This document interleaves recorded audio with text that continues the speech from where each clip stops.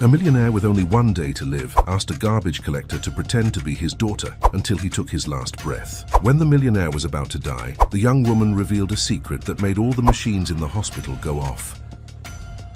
Robert Morrison's chest pain wasn't just physical. He knew that as he watched the white ceiling of the hospital room, counting the yellowish stains that time had left there, like scars no one cared to hide. The heart monitor beside him emitted regular, monotonous beeps, like a clock counting the seconds he had left. 58 years of life, dozens of millions accumulated. Companies spread throughout the country, and there he was, alone in a cold room, with no one to hold his hand. The white sheets seemed like a premature shroud, and the smell of disinfectant invaded his nostrils with cruel insistence. He tried to move, but his heavy body no longer obeyed as before. The nurse had said in the morning that it was a day. 2 or at most 3 days. Just that. 2 or 3 days to make peace with a lifetime of wrong choices. How did I get here? He thought, feeling a tightness in his throat that had nothing to do with the disease. Robert forced his eyes to move toward the window. The afternoon sunlight entered weakly, filtered through the half-open curtains, drawing pale stripes on the ceramic floor. Outside, the city continued its frantic rhythm, indifferent to the fact that a man was dying in here. Cars honked, people walked hurriedly, and life went on without waiting for anyone. He had always known this, always lived like this. Never stopped to look around, never stopped to ask if he was making the right choices. Work always came first, always. Meetings, contracts, negotiations, trips. Everything was more important than being at home, more important than watching his daughter grow up, more important than holding her small hand and asking how her day at school was. "I thought I would have time," he murmured into the emptiness, and a solitary tear ran down the corner of his eye. The memory came like a punch to the stomach. Laura, 8 years old, the wide brown eyes full of tears, holding a drawing she had made at school. A drawing of him, her, and a giant sun in the corner of the paper. "Look, Daddy, I drew us," she had said, her voice trembling, hopeful. And him? He had looked at his watch, muttered something about having an important meeting, and walked out the door without even touching the paper. The divorce came shortly after. His wife couldn't take the absence, the coldness, the emptiness he left in every room of the house. Robert got the money and the companies, she got Laura, and he, coward that he was, thought it was all fine that way. He paid child support for years, fulfilling the legal obligation, but never the obligation of the heart. When Laura turned 18 and refused the job he offered at the company, Robert felt it as a betrayal. "You want nothing to do with me, so you'll have nothing," he had said on the phone, his voice hard, cutting.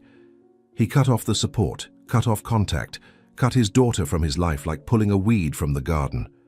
"She needs to learn to value what I've built," he justified to himself at the time, diving even deeper into work, acquisitions, the numbers rising on spreadsheets.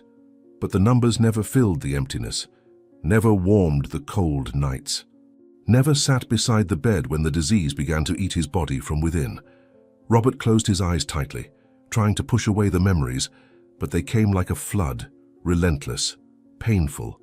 16 years. 16 years without seeing his daughter's face, without knowing if she was well, if she was happy, if she had managed to build a life despite him, or because of him. "I am a monster," he whispered, his voice breaking. Pride was a prison. Robert knew that now, but it was too late. Too late to pick up the phone and dial the number he no longer even had. Too late to say the words that had been stuck in his throat for almost 2 decades. "Sorry. Forgiveness. I was wrong." 3 such simple words, but they weighed like mountains on his chest. He wanted to see her. Wanted to look into her eyes one last time and tell her that he was an idiot, that he chose the wrong path, that he would give everything, absolutely everything, to go back in time and do things differently. But how? How to do this when his body could barely move? How to do this when he had no idea where she was? How to do this when pride still whispered in his mind that he didn't deserve forgiveness, that it was better to die alone than to crawl after something he destroyed with his own hands? "I don't deserve it," he thought, but the idea of dying without at least trying suffocated him more than the disease. Robert turned his head with effort toward the window again. He needed air. needed to see something beyond those white walls that seemed to close in more and more around him. Out there on the street in front of the hospital, a figure moved slowly among trash bags piled on the sidewalk. A woman. Young, apparently. She wore simple clothes, worn out, stained. She had a large bag on her back and would bend down every few steps to separate plastic bottles, cans, cardboards. A waste picker. Robert observed for a long moment, hypnotized by her routine. There was something dignified in those movements, something resilient. She didn't seem ashamed. She just did the work, methodical, focused, a life completely different from his, a life he never stopped to notice. How many people like her have I passed without seeing? He thought, feeling a new weight adding to the others. The woman stopped for a moment, wiped the sweat from her forehead with the back of her hand, and looked up. For a brief second, her eyes seemed to meet Robert's bedroom window. He couldn't see her face from that distance, but something in that gesture, in that pause, touched a chord inside him. It was as if she was tired too. As if she also carried an invisible weight on her back. Robert felt a strange connection, absurd even. Two lives so different, two worlds separated by glass, concrete and money, but both carrying their pains. The idea came suddenly, like lightning cutting through darkness.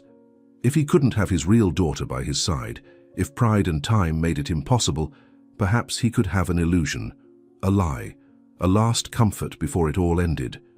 What if I paid someone to pretend, he thought, his heart racing for the first time in days. The idea was absurd, even pathetic, but it was all he had. Pay someone to sit by his bed, hold his hand, pretend they cared. Pretend he wasn't dying alone. Pretend there was still someone in the world who called him father.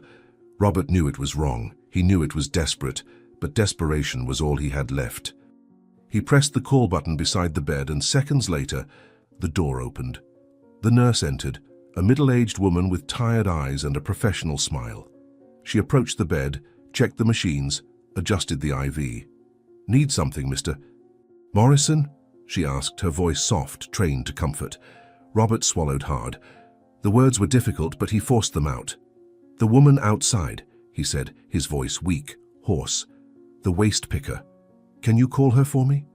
The nurse frowned, confused. "The waste picker, sir," she repeated, as if she wasn't sure she had heard correctly. Robert nodded, the movement requiring more energy than he had. "Yes. Tell her I need to speak with her." "Tell her it's urgent," he insisted, feeling his heart beating erratically. The nurse hesitated, looked out the window, saw the woman still sorting recyclables down below. "Sir, are you feeling well? Would you like me to call the doctor?" she asked, genuine concern in her voice. Robert shook his head, impatient. "No, just bring her, please," he asked, and there was something in his tone, something desperate and final, that made the nurse not argue further. She nodded slowly and left the room. "What am I doing?" thought Robert, but there was no going back. The minutes dragged on like hours. Robert fixed his eyes on the door, waiting, his heart pounding in his chest. Each second seemed like an eternity. He didn't know what he was going to say. He didn't know how he would explain. He only knew he needed to do this. He needed to try. Finally, the door opened again. The nurse entered first, followed by the figure of the waste picker. Robert observed her as she approached, now noticing details he couldn't see from the window. She was young, maybe in her early 20s. Her face was dirty, stained with dirt and sweat, but her features were delicate. Her brown eyes were deep, attentive, almost suspicious. Her dark hair was tied in a messy ponytail. Her clothes, although old and stained, were clean. There was dignity in her, there was strength. "You wanted to speak to me?" she asked, her voice cautious but firm. Robert studied her for a long moment. There was something familiar about her, something he couldn't identify. Perhaps it was just his desperation creating illusions. Perhaps it was guilt transforming strangers into ghosts from the past. He didn't recognize that face. There was nothing there that made him think of Laura. His daughter was an 8-year-old child in his memories.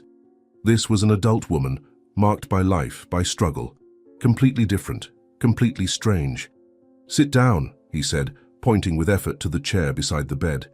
The woman hesitated but obeyed. She sat on the edge of the chair, tense, as if she were ready to run at any moment. "My name is Robert Morrison," he began, his voice failing, "and I am dying."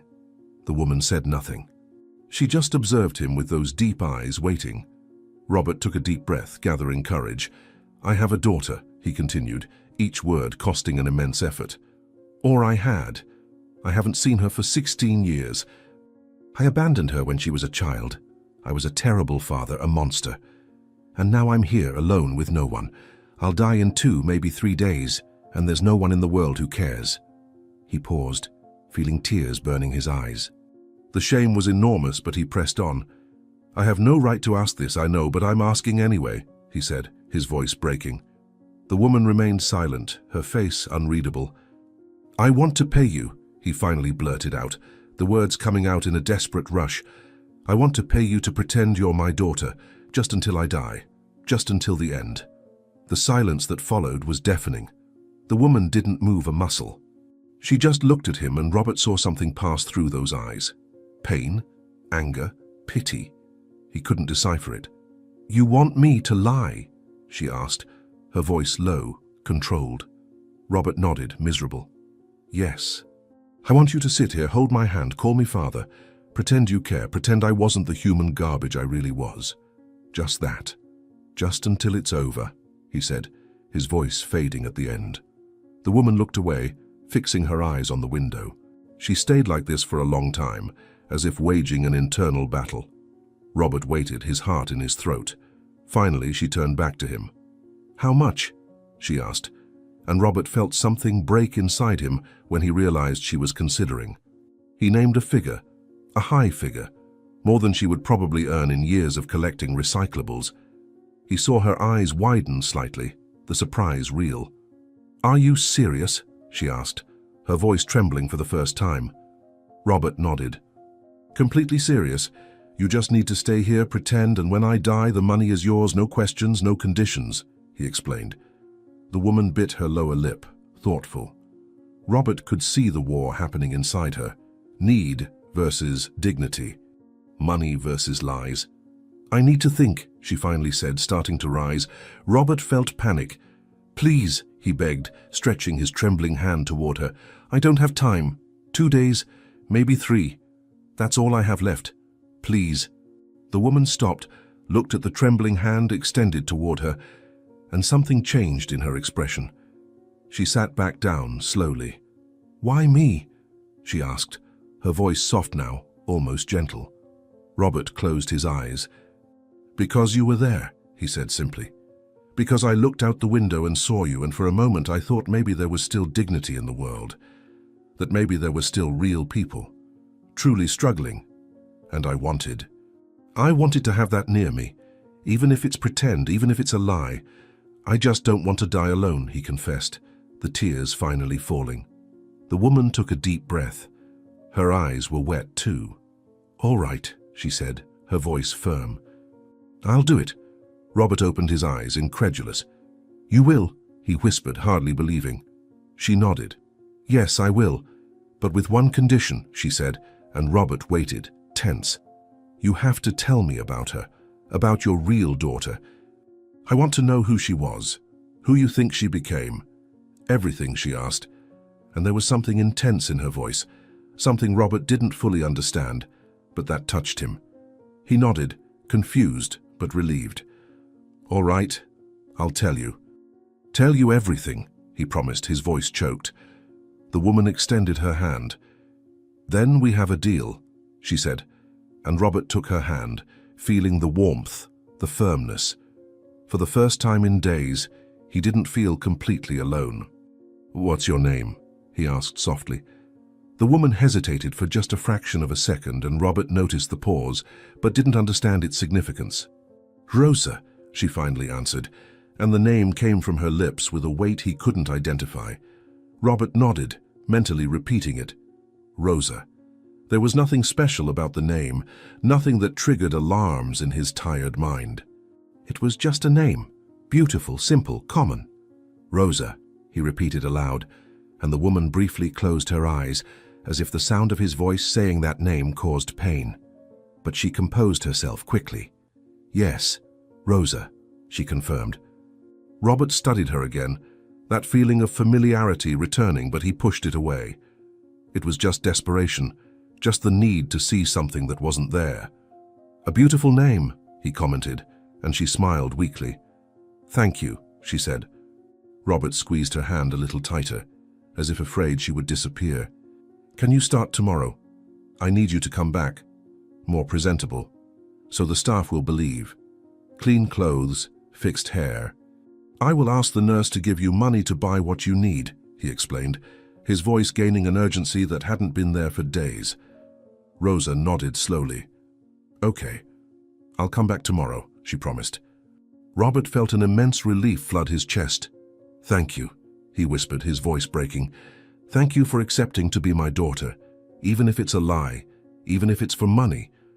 Thank you for giving me this, he said, and there was so much genuine gratitude in his words that Rosa felt tears threatening to overflow. She blinked quickly, controlling herself. You're welcome, she answered, releasing his hand and standing up. She walked toward the door but stopped before leaving, turning to look at him once more. Robert watched her from the bed, his face pale, his eyes sunken, his body consumed by disease. A destroyed man. A man who finally saw the emptiness he had created. Mr. Morrison, she called, and he raised his eyes to her. Your real daughter, Laura. Do you still think about her? She asked, her voice laden with an emotion he couldn't name. Robert closed his eyes and a tear rolled down.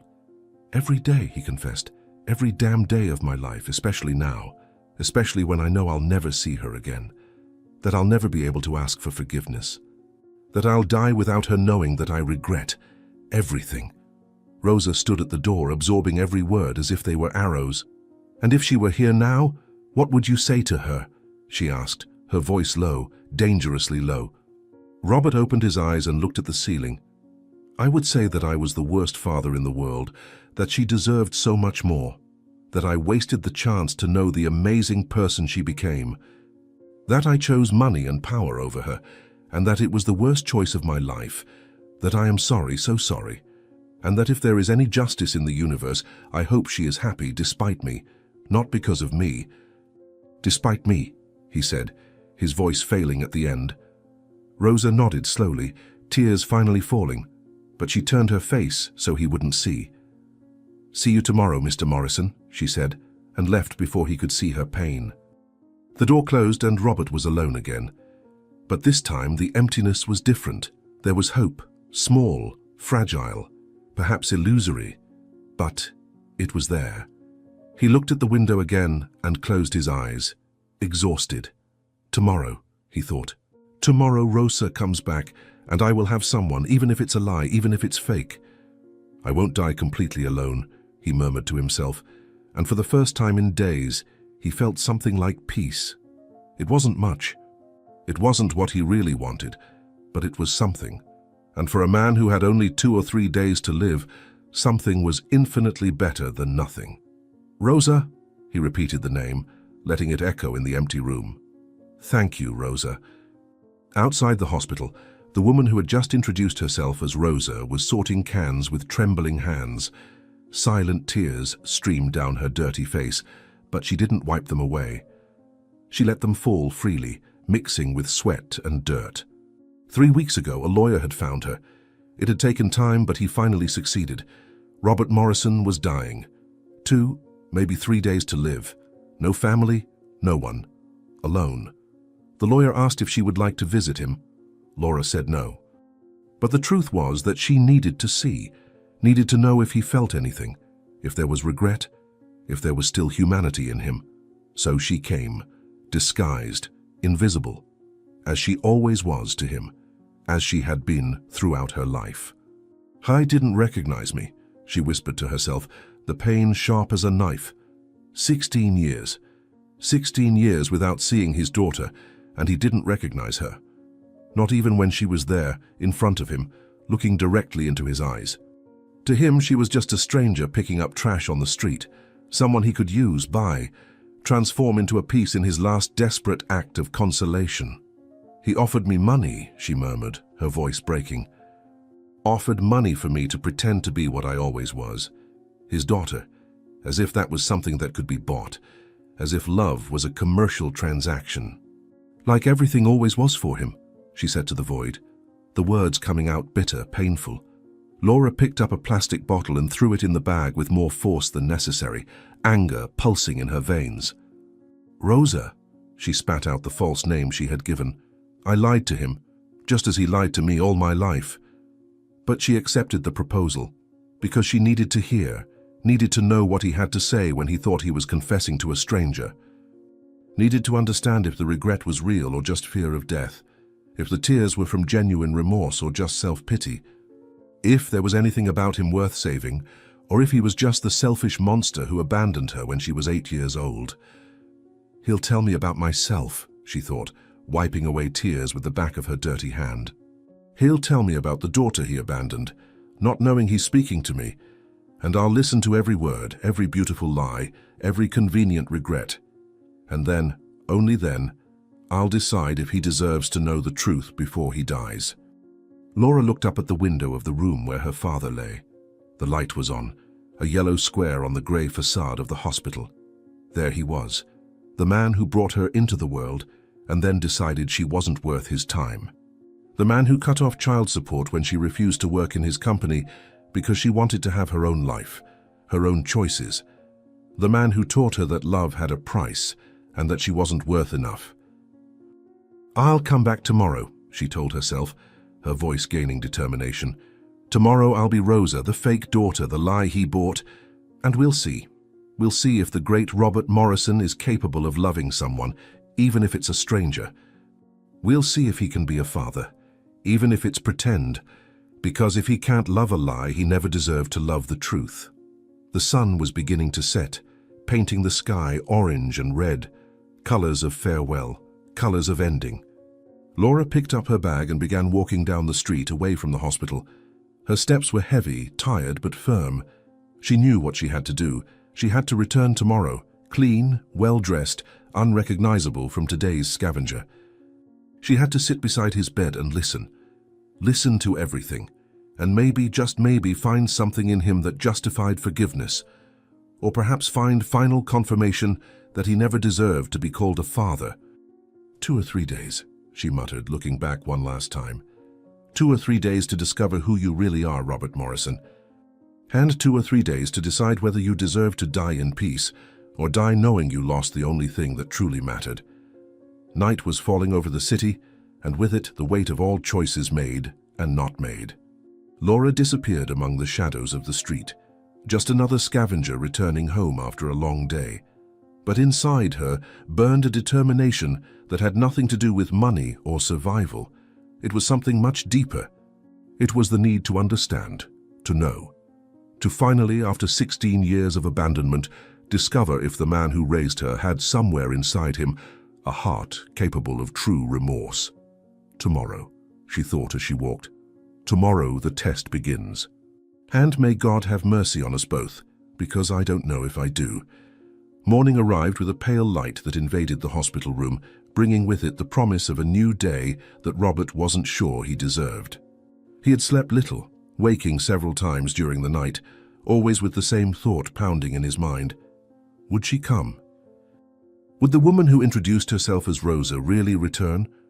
Or was it all just a cruel dream that his dying brain had invented to give one last drop of hope before the end? The heart monitor continued its steady rhythm beside the bed, but his heart beat unevenly with anxiety. He looked at the clock on the wall. 9 in the morning. She hadn't said what time she would come. Maybe she wouldn't come at all. Maybe she had thought better of it during the night, realized that no amount of money was worth the humiliation of pretending to be the daughter of a dying stranger. She won't come, he thought, feeling despair tighten his throat like an invisible hand. The door opened and the nurse entered, pushing the cart with the morning medications. She smiled professionally while checking the machines, noting something on the clipboard attached to the edge of the bed, adjusting the flow of the IV. Robert observed her in silence, wanting to ask if she had seen the young woman, but afraid of the answer. The nurse prepared the syringe with precise movements, applied the medication to the venous access, adjusted the pillows behind his back. Everything so mechanical, so routine. To her, he was just another patient, another body occupying a bed, another name on an endless list of people waiting for the inevitable. "How are you feeling today, Mr. Morrison?" she asked, her voice gentle but professional. Robert just nodded his head weakly. "The same," he murmured. And it was true. The pain was constant now, a weight that never left him. "Are you expecting someone?" she asked, noticing how he looked at the door. Robert hesitated but nodded. "Yes, someone who said they would come today," he answered, his voice heavy with uncertainty. The nurse smiled sympathetically. "I'm sure they'll come." "I'll let you rest now," she said, finishing writing down the information and leaving the room. Robert was alone again, eyes fixed on the door, waiting. Minutes passed. He didn't know what would happen when she arrived. He didn't know what to say beyond what he had already said yesterday. He only knew he needed her to come. He needed not to be completely alone in the days he had left, even if it was a farce, even if it was a lie bought with money. "Please," he whispered into the emptiness like a prayer. "Please show up." The door opened again, and this time it wasn't the nurse. Laura entered, but she was transformed, completely different from the dirty, raggedy scavenger from yesterday. Her dark hair, previously tied in a messy ponytail stained with dust, now fell loose over her shoulders, clean, shining, carefully brushed. She wore a simple but elegant dress, light blue in color, that softly contrasted with her tan skin. Her face was washed free of all dirt, revealing delicate features that Robert hadn't properly noticed yesterday. The brown eyes were discreetly made up, and there was even a light lipstick on her lips. She carried a small purse and hesitated at the doorway, as if gathering courage to enter. Robert felt his heart race. She came. She really came. "Rosa," he said the name, and she raised her eyes to meet his. Laura took a deep breath and entered the room, closing the door behind her. Each step toward the bed was calculated, measured. She had spent the entire night preparing for this moment. She had gone home, taken a long shower, cried under the water until she had no more tears, selected the best clothes she had, fixed her hair, applied makeup carefully, looked at herself in the mirror and barely recognized the person looking back. It wasn't the scavenger. It wasn't the woman who spent days on the streets sorting garbage to survive. It was someone else, someone who could perhaps pass for the daughter of a rich businessman. Someone he would never recognize as the 8-year-old girl who drew a giant sun on a paper 16 years ago. "Good morning," she said, her voice controlled, firm. Robert observed her with wide eyes, almost in a trance. "You came," he whispered, as if he still couldn't believe it. "You really came." Laura approached the bed and pulled the chair closer, sitting down slowly. She placed the purse on her lap, hands gripping the strap tightly, needing something to hold on to. "I said I would come," she responded simply. Robert nodded, unable to take his eyes off her. He studied her, memorizing every detail of that face, unconsciously searching for something familiar, some trait, some gesture, something that would remind him of Laura. But there was nothing. This was an adult woman, marked by life, by challenges. His daughter was a child in his memories, an 8-year-old child with braided hair and colored pencils in her hands.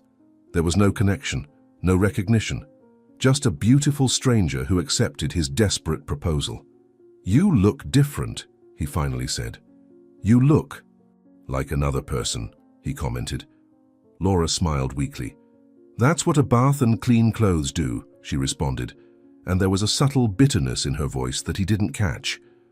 Robert extended his trembling hand toward her, and Laura looked at that hand for a long moment before taking it. The touch was warm, despite the illness. His hand trembled in hers, and she felt the weak, irregular pulse. This man was really dying.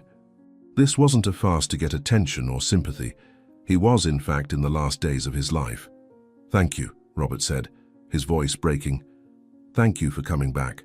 For not leaving me alone," he continued, and Laura had to look away because the emotion in his voice was too real, too painful. "We agreed," she said simply, keeping her voice neutral. Robert squeezed her hand a little tighter. "I know, but still." "Thank you," he insisted. The silence that followed was dense, full of everything that wasn't being said. "Is your real name Rosa?" he asked suddenly. The question caught Laura off guard. She looked at him, saw the genuine curiosity in his eyes, and for a moment considered telling the truth. But no, not yet. Not now. "Yes," she lied. "It's Rosa," she confirmed, and felt the weight of the lie settle in her chest. Robert nodded, seeming satisfied. "It's a beautiful name," he said. "My mother liked flowers. Roses were her favorites," Laura improvised, constructing a false story about a false life. Robert smiled weakly. "She had good taste," he commented. Laura nodded, swallowing the guilt. "She did," she confirmed. The door to the room opened abruptly, and both turned their heads. The same nurse as before entered, but stopped when she saw Laura there. Her face showed clear surprise. "Oh, I didn't know you had a visitor," she said, looking from Robert to Laura with evident curiosity. Robert didn't let go of Laura's hand. On the contrary, he held it more firmly, as if afraid the nurse would make her leave.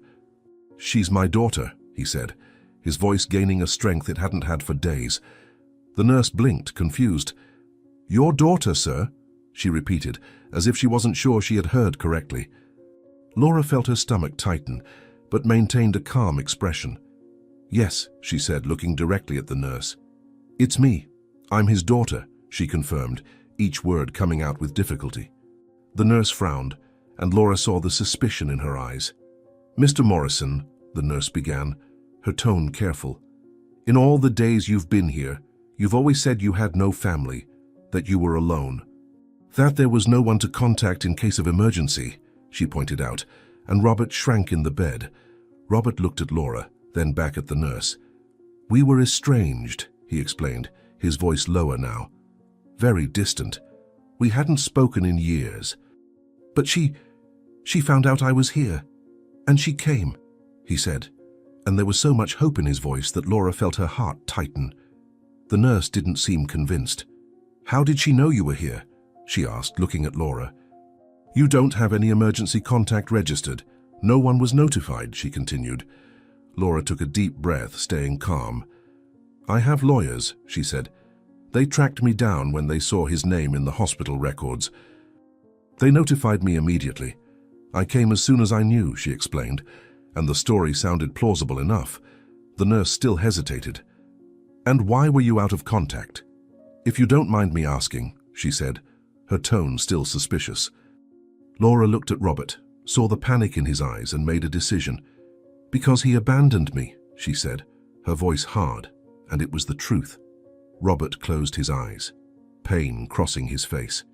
"When I was a child, he chose work. He chose money. He chose everything but me. And when I grew up, when I tried to have a life of my own, he cut off any support, left me completely alone," she continued, every word being real, just omitting that she was talking about herself. The nurse looked from Laura to Robert, and something in her expression changed. Perhaps it was the raw pain in Laura's voice. Perhaps it was the way Robert shrank even more in the bed, as if each word was a knife. "And yet you came?" the nurse asked, softer now. Laura nodded. "Even so, because he's my father, the only one I have, and he's dying." The nurse sighed, and Laura saw the resistance dissolve. "All right," she said finally. "I'll note you down as family. I'll need some documents later, but for now it's fine," she explained. "Do you need anything, Mr. Morrison?" she asked, returning to professional mode. "No, thank you," he mumbled. The nurse nodded and left, closing the door behind her. Silence returned to the room, heavier now. Robert couldn't look at Laura. "I'm sorry," he whispered. "I'm sorry you had to say those things. Sorry for putting you in this position," he said, and Laura almost laughed at the irony. He was apologizing for her having to lie when the lie was made of truths about him. "It's okay," she said, keeping her voice controlled. She believed it. That's what matters. Robert finally opened his eyes and looked at her. There were tears running down his face, wetting the pillow. "You said your father abandoned you," he began, his voice breaking. "Said he chose work, money, everything but you. And then cut support when you wanted to be independent," he repeated her words. Laura nodded, her throat tight. "Yes, that's what happened," she confirmed. Robert sobbed, a low and painful sound. "I did the same thing," he confessed. "I did exactly the same thing to my Laura. I abandoned her when she was a child. I chose meetings, contracts, business expansions. Everything was more important than being with her. And when she turned 18 and refused to work with me, I cut everything off. I left her alone. Exactly as your father did to you," he said, each word coming between sobs. Laura closed her eyes, feeling her own tears threatening to fall. "Why?" she asked, her voice coming out more choked than she intended. "Why do you do this?" Robert made a gesture with his head. "I don't know," he admitted. "Pride, ego, stupidity. I thought I was doing the right thing. I thought I was building something important. I thought providing financially was enough. That money replaced presence. That success compensated for absence," he explained, his voice full of bitterness. "But I was wrong. So wrong. And when I finally realized it was already too late. Laura was already an adult. She had her own life and I wasn't part of it. I had no right to be part of it," he continued. Laura opened her eyes and looked at him. "And now? What do you feel now?" she asked, needing to hear it. Robert took a deep, painful breath. "Regret," he said simply. "Regret that corrodes me from within more than any disease. Regret for every meeting I chose instead of being with her. For every time I heard her calling me and pretended not to hear because I was busy. For every birthday I missed, every school presentation I didn't attend, every moment that could have been ours and I wasted." Laura felt a tear escape and quickly wiped it away. "Do you think your daughter knows this, that you regret it?" she asked, testing him. Robert shook his head. "No. How could she? I never told her, never tried to find her. Never had the courage to face what I did," he admitted. "And now it's too late. I'm here dying and she doesn't even know. Doesn't even care, probably. And I don't blame her. I wouldn't care if I were her," he said with conviction. Laura squeezed his hand. "Maybe she cares more than you think," she said softly. "Maybe she's just waiting for a sign, for a word, for something that shows the regret is real," she suggested, and Robert looked at her with hope in his eyes. "Do you think so?" he asked, almost like a child. "Do you think there's still a chance?" Laura hesitated, choosing her words carefully. "I think forgiveness is possible when regret is genuine, when the person has truly changed. When they acknowledge the mistake without excuses," she said, and she was speaking as much to him as to herself. "But it's a choice for the person who was hurt, not for the one who did the hurting. You can't demand forgiveness. You can only offer it if you get the chance," she explained. Robert nodded slowly. "And you?" he asked. "Have you forgiven your father for what he did to you?" he questioned, and Laura felt the weight of the question. She looked at their intertwined hands, his so fragile in hers. "I still don't know," she admitted honestly. "Some days, I think I have. Other days the anger comes back, and I think I'll never be able to. It's a process. It's not as simple as pushing a button and suddenly everything is forgiven," she said, and Robert understood. "But you being here trying, even in this strange way, is already something," she added. Robert looked at the ceiling, tears continuing to fall. "I wanted so much to have the chance to tell her," he began, his voice breaking again. "I wanted to look into my Laura's eyes and tell her that I was the worst father in the world, that she deserved so much more, that every choice I made was wrong, that if I could go back in time I would do everything differently," he said, each word coming out like a confession torn from him. "I remember the day she made a drawing. For the two of us there was a huge happy sun, and she ran to me with that paper, her eyes shining, and I barely looked at it. I had a meeting. I always had a damn meeting. I simply left her there holding that drawing." He paused, sobbing. "What must she have thought? That she wasn't important enough, that I didn't love her?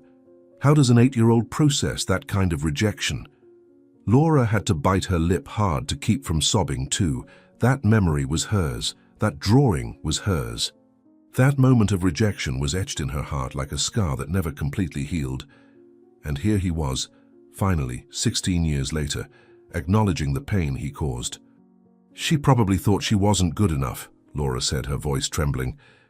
"That she needed to be better, do more, be more interesting to deserve your attention. Children always blame themselves when parents reject them. They don't understand that the problem isn't with them, she explained, and she was describing exactly what she felt that day. Robert groaned in pain. God, what did I do? He asked the void. How could I do this to her? How could I be so blind, so selfish, so monstrous? He questioned, his voice rising in despair. Laura took his other hand as well, holding both now, forcing him to look at her. You're seeing it now, she said firmly. You're acknowledging it. You're truly regretting it. That has to count for something, she insisted, and realized she was trying to convince herself as much as him. Robert shook his head. It doesn't count. It doesn't change what I did. It doesn't erase the pain I caused. Regret without action is useless. And I have no more actions, I have no more time, he said, looking at the monitor beside the bed. 2, maybe 3 days, and then it's over. And I'll never be able to tell her, never be able to ask for forgiveness. I'll never be able to try to fix it, even if it's impossible to completely fix it, he said, defeat clear in his voice. Laura squeezed his hands tightly. Then tell me, she suddenly suggested. Pretend I'm her. Say everything you would like to say. Robert looked at her, confused. What? He asked. Laura took a deep breath. Pretend I'm your daughter, that I'm Laura, and say everything you'd like to say if she were here now. It doesn't matter if it's real or not. Say it, she insisted, and Robert understood what she was offering. One last chance to speak the words he never said, even if it was to the wrong person, even if it was too late. He closed his eyes for a long moment, gathering courage. When he opened them again, there was a determination there that didn't exist before. Laura, he began, and hearing her real name coming from his mouth made Laura freeze. If you were here now, I would say I'm sorry. I'm sorry for every day I wasn't present, for every time I chose work over you, for every moment you needed me and I wasn't there. He continued, the words flowing now. I would say you were perfect, that it was never your fault, that the problem was always me, my selfishness, my pride, my inability to truly love. You deserved a father who put you first, who went to your school presentations, who hung your drawings on the refrigerator and showed them to everyone with pride, who sat with you and asked about your day, about your dreams, about your fears, he said, and Laura felt the tears flowing freely now. I would say I regret every second I wasted, that if I could go back in time, I would give up everything to be with you. The company, the money, the success, none of it is worth anything compared to having been your real father, he continued, his voice breaking. And when you turned 18 and refused to work with me, I should have been proud. Proud of you wanting your own path, your own identity, but I was angry. I cut off your support. I abandoned you for the second time. Robert sobbed, his body trembling. I would say that was my greatest shame.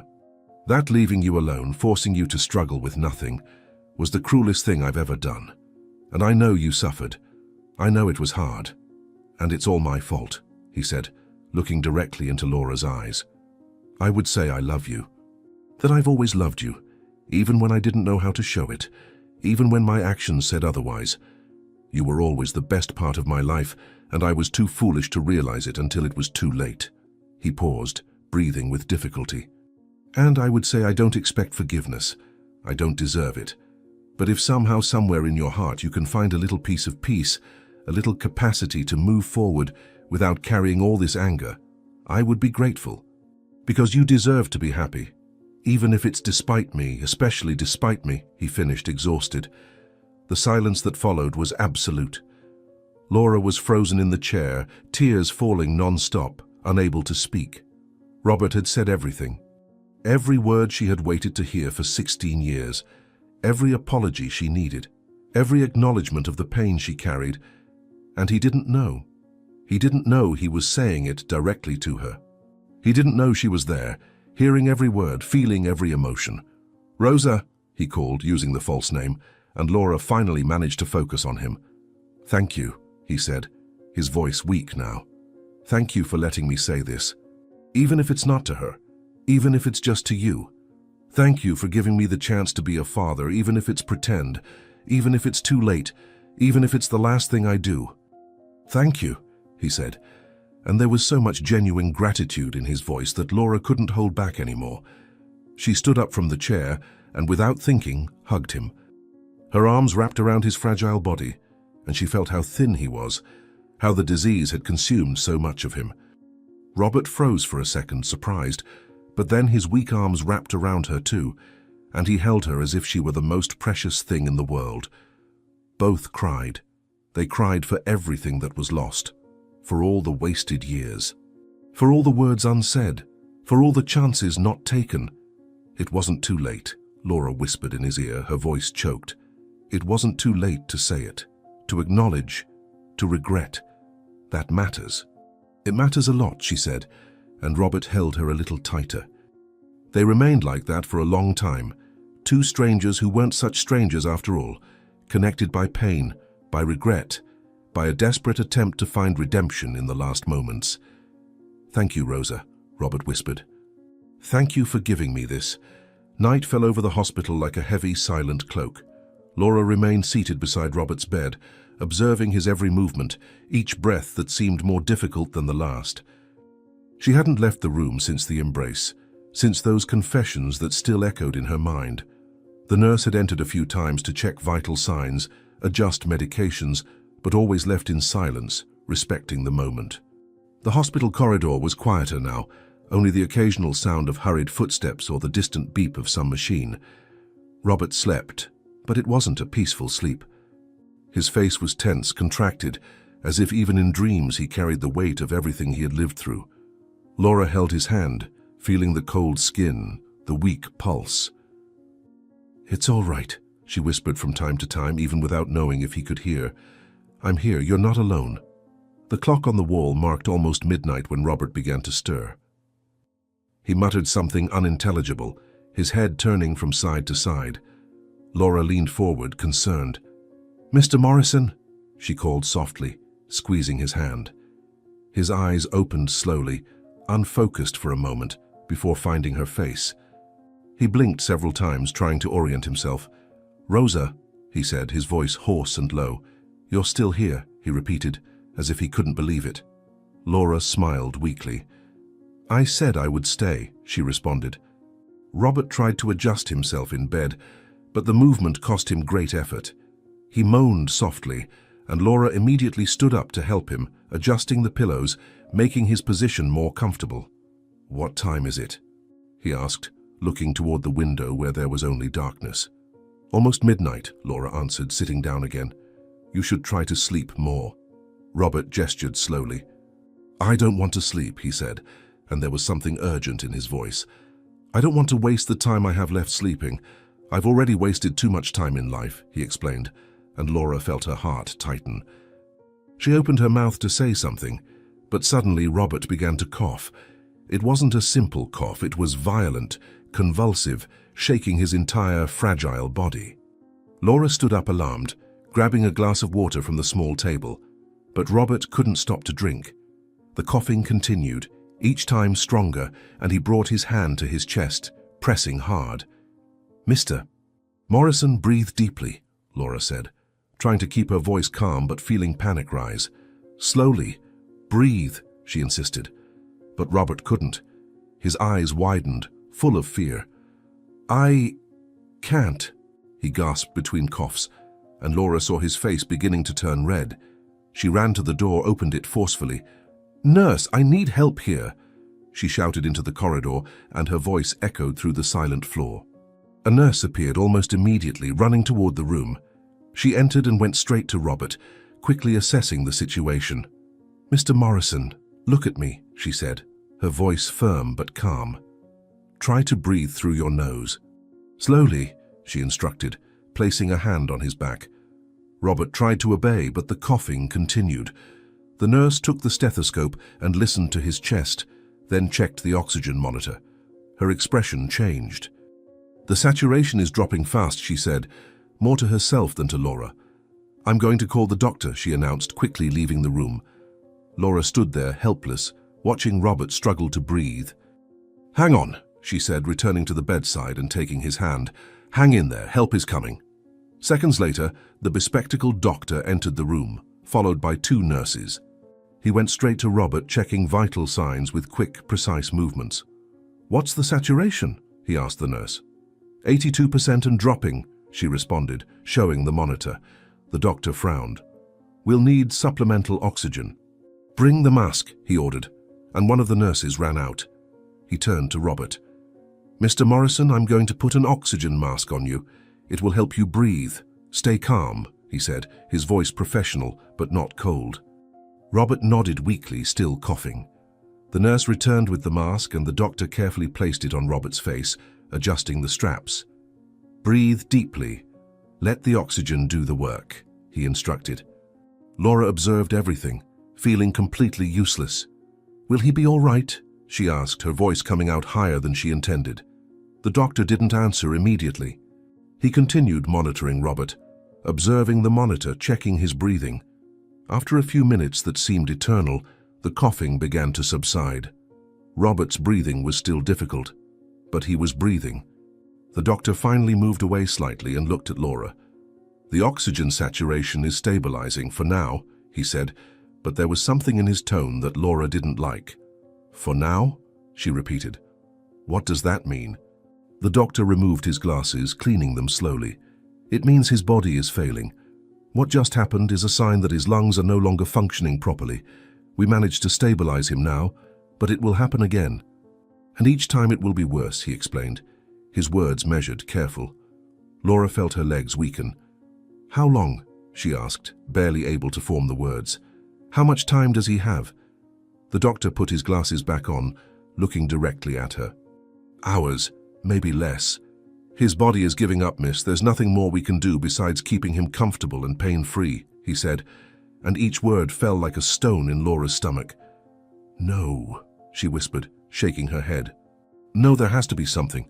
Some medication, some treatment, something, she insisted, her voice rising. The doctor sighed. I'm very sorry, I truly am. But we're past the point of effective medical interventions.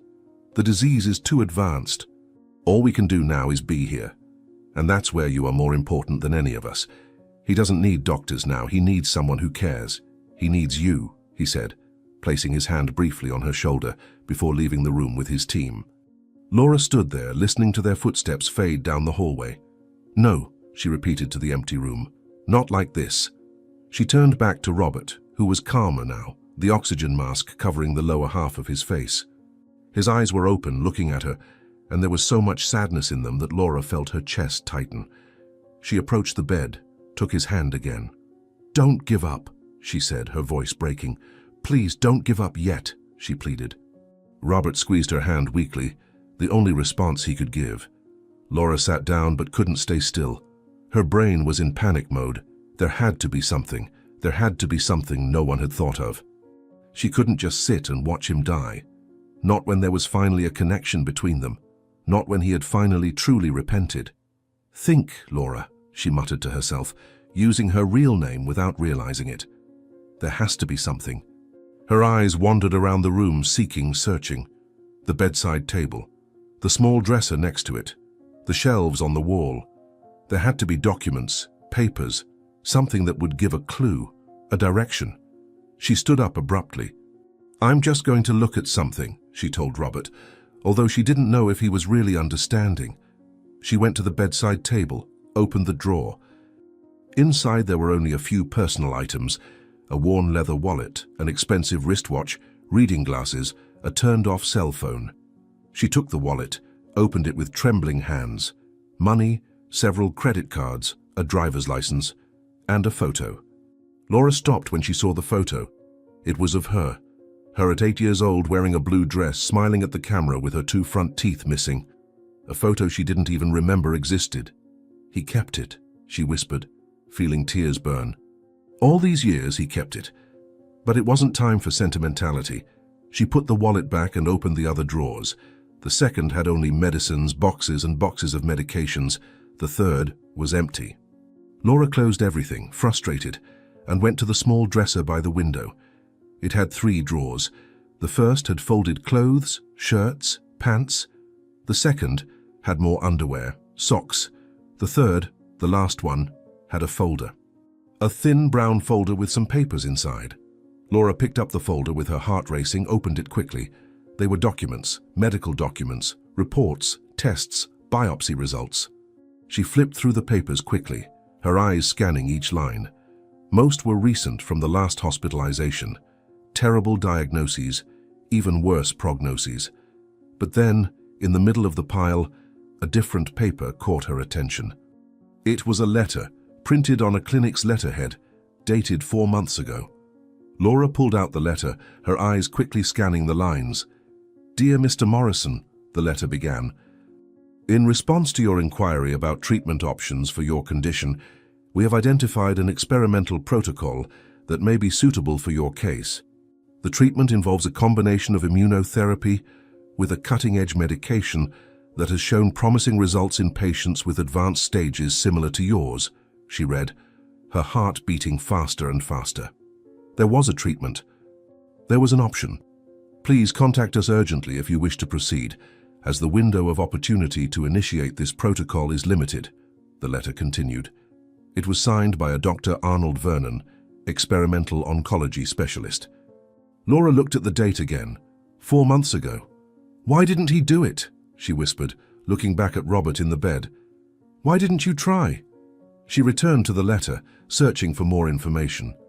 At the footer there was a phone number and an address. The clinic was in the same city. Laura took her cell phone from her purse, her hands trembling so much she almost dropped it. She looked at the clock. 12:15. The clinic would certainly be closed, but she had to try, had to do something. She dialed the number with shaking fingers. The phone rang once, twice, 3 times, 4. "Please," she muttered. "Please answer." 5 rings, 6. Then an electronic secretary. "You have reached Dr. Vernon's clinic. Our hours of operation are Monday through Friday, from 8 in the morning to 6 in the evening. Please leave your name and number after the tone, and we will return your call as soon as possible," the automated message said. Laura waited for the beep. "My name is Rosa. It's about Robert Morrison. He's dying. Now. Tonight. Please call back." "Please," she said quickly, left her number and hung up. She stared at the phone in her hand, feeling helplessness take over. A message, a damn voice message that nobody would hear until tomorrow morning, and tomorrow would be too late. Laura looked at the letter again, rereading every word, looking for any other information, some emergency number, something. And then she saw it. At the top of the letter, in small letters, there was the doctor's email address. She grabbed her cell phone again, opened the email application and began typing frantically. "Dr. Vernon, my name is Rosa Morrison. I am Robert Morrison's daughter. He is at St. Joseph's Hospital, going into multiple organ failure. The doctors say he has hours to live. I found your letter about an experimental treatment. Please, if there is any chance, anything that can be done, I beg you to contact me immediately, any time. It doesn't matter. Please," she wrote, put her phone number and sent. "Please, see this," she whispered to the screen. "Please." She went back to the chair next to the bed, placing the phone on her lap, checking every few seconds if there was any response, any call. Robert was quiet, eyes closed, chest rising and falling in irregular movements under the oxygen mask. The heart monitor continued its slow and constant beep, but Laura noticed it was slower than before. "Hold on," she said, taking his hand again. "Just a little longer. I found something. I found a doctor who can help. You just need to hold on until he responds," she said, more to herself than to him. The minutes passed. 5 minutes. 10. 15. Nothing. No response to the email. No call.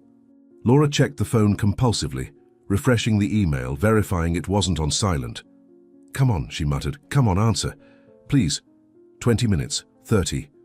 Laura was almost giving up when the phone vibrated in her hand. She looked at the screen, heart racing. An email. From Dr. Vernon. She opened it with fingers trembling so much she could barely touch the screen correctly. "Miss Rosa, I received your message. I am very sorry to hear about your father's situation. Unfortunately, if he is in multiple organ failure, the chances of the treatment I offered making any difference at this stage are extremely low. Almost none. The protocol I mentioned in the letter only works if applied before this critical point. I'm sorry," the email said. Laura felt the world crumble. Almost none, but not zero. She responded immediately. Doctor, I understand the chances are low. But as long as they're not zero, I need to try, please. He's all I have. Come evaluate him, please. Any chance is better than none. She sent it and stared at the screen, waiting. A minute passed. 2, 3. The phone vibrated again. Miss, I understand your desperation, I really do. Let me check a few things and I will contact you shortly, the response said. It was something. It wasn't a definitive no. It was something. Laura put the phone aside and looked at Robert. He's going to respond, she said. He's going to help. You're going to be okay, she promised, although she didn't know if it was true. Suddenly, the heart monitor began to emit a different sound. It wasn't the constant beep. It was a faster, erratic sound. Laura looked at the device's screen, saw the numbers changing rapidly. No, she said, standing up. Robert began to writhe in bed, his body stiffening. His hands gripped the sheets tightly. Mr. Morrison, Laura exclaimed, holding his face. What's happening? Robert tried to speak but couldn't. The oxygen mask was fogged by his rapid, desperate breathing. His eyes were wide, full of fear. Laura ran to the door, opened it again. Help! I need help here, quick, she shouted into the hallway. Nurses came running, followed by the doctor. They entered the room in a whirlwind, gently pushing Laura aside, surrounding the bed. What happened? The doctor asked while checking Robert. He started convulsing. The monitor went off, Laura explained quickly, her voice trembling.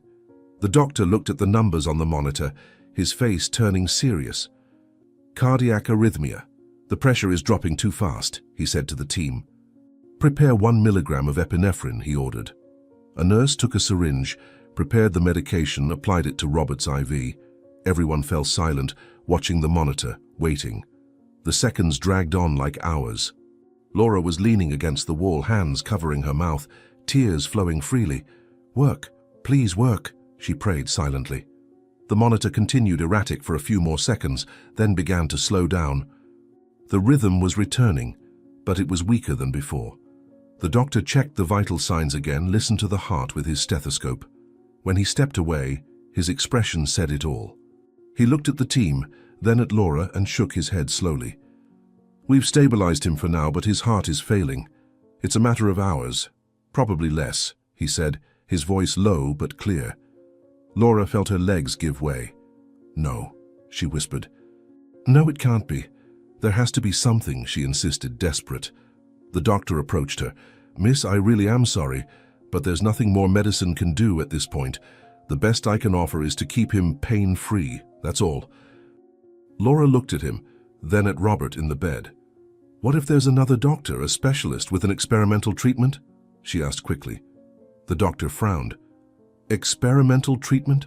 For the stage he's in? Miss, that would be not only useless but potentially cruel. It would put him through painful procedures for no real benefit, he explained, but Laura shook her head. But what if there's a chance, even a small one? Shouldn't we try? She pressed. The doctor sighed.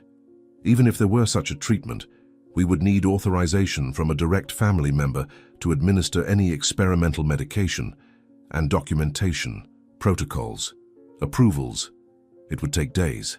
Time he doesn't have, he explained patiently. But I am a direct family member, Laura exclaimed. I'm his daughter. I authorize it. Whatever is necessary, I authorize it, she said, her voice rising. The doctor looked at her with sympathy but also with skepticism. Miss Rosa, right? He asked, and Laura nodded. Do you have documentation proving your relationship? Birth certificate, identity document showing his name as father? He asked gently. Laura felt her blood freeze. Documentation. She had no documentation because she wasn't Rosa. She was Laura. And if she revealed that now, everything would get complicated. But if she didn't reveal it, she couldn't authorize anything. She began, but her voice failed. The doctor waited, but when she didn't continue, he nodded understandingly. That's what I thought. Miss, I don't doubt your word, or Mr. Morrison's, but for medical procedures, especially experimental ones, we need legal documentation. Those are the rules. It's for everyone's protection, he explained. I'm very sorry, truly.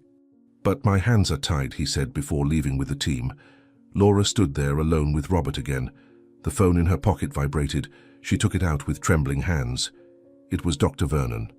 "Miss Rosa, I managed to get some information. There is a possibility, very small, of trying the treatment. Less than 5% chance of it working at this stage, but it's not zero. I can be there in 40 minutes with the medication. But I'll need formal authorization from a direct family member and from the hospital's medical team. You mentioned being his daughter. Do you have documentation proving this? It will be necessary to proceed," the email said. Laura read and reread the words. Documentation again. She didn't have it, not as Rosa, but she did as Laura. If she revealed who she was, she could authorize the treatment. Could save him. Maybe. 5% chance. But 5% was infinitely better than zero. But if she revealed herself, he would know she had been there the whole time, that she heard everything, that he had been confessing to his own daughter without knowing. She looked at Robert in bed, unconscious now, his body completely surrendered to exhaustion. The heart monitor continued its slow beep, dangerously slow. He was dying, right there in front of her. And she had a choice. Reveal who she was and try to save him with a tiny chance, or keep the secret and let him die in peace without knowing that his daughter had forgiven him, without knowing that she was there. "What do I do?" she whispered to the empty room. "What do I do?" she repeated, looking at the phone in her hand. A decision, a choice, and only seconds to make it. She took a deep breath, fingers hovering over the cell phone screen, to reveal or not to reveal, save or let go. "God," she whispered, closing her eyes, "help me decide." Laura looked at the phone in her hand, fingers trembling over the screen. She had a decision to make, and it had to be now. Each passing second was one less second of life for Robert. She took a deep breath, feeling the weight of everything she was about to unleash. Revealing who she was meant exposing the lie, the charade, everything. It meant confronting the medical team, explaining the inexplicable, admitting she had deceived everyone. But it also meant a chance, 5%, small but real. She looked at Robert in bed, unconscious, his chest rising and falling in increasingly weak movements. "Sorry for what I'm about to do," she whispered to him. "But I can't let you die without trying." "I can't," she said, and with still trembling hands began typing her response to Dr. Vernon. "Come now, I'll resolve the documentation issue. Just bring the medication, please." She sent the email and put the phone in her pocket. Then she got up and went to the small dresser where she had found the documents. She opened Robert's clothing drawer, searching among the folded shirts. There had to be something there. Some document of his that showed his full name, something she could use. At the bottom of the drawer, underneath everything, she found an old leather folder. She opened it hurriedly. Inside were old documents. Robert's birth certificate, marriage certificate already dissolved, and then she saw it, a birth certificate with her name, Laura Matthews Morrison, daughter of Robert Morrison and his ex-wife. The birth date matched. Everything matched. "He kept it," she murmured, feeling the tears burn. "He kept the certificate even after cutting contact," she said to herself, not knowing if this made her feel better or worse. She took the certificate, carefully folded it and put it in her pocket along with the phone. The phone vibrated. It was Dr. Vernon. "I'm leaving now. I'll be there in 35 minutes. Prepare the medical team. They will ask questions." "Many questions," the email said. Laura swallowed hard. 35 minutes. She had 35 minutes to prepare for what was coming. She returned to the chair beside the bed, took Robert's cold hand. "Everything will be all right," she said, more to herself than to him. "It has to be," she repeated. The heart monitor continued its slow, agonizing beep. She observed his face, memorizing every detail. If this didn't work, if the 5% weren't on their side, these could be the last hours. "I forgive you," she suddenly whispered, surprising herself. "I forgive you, Father, for everything. For the absences, the abandonments, the wrong choices. I forgive you," she said, and felt as if an enormous weight had been lifted from her shoulders. "Now you just need to stay. You need to fight. Please." The minutes passed with torturous slowness. 20 minutes, 25, 30. Laura stood up and went to the window, looking at the parking lot below, searching for any arriving car. Nothing yet. She checked her phone. 33 minutes. Come on, she murmured.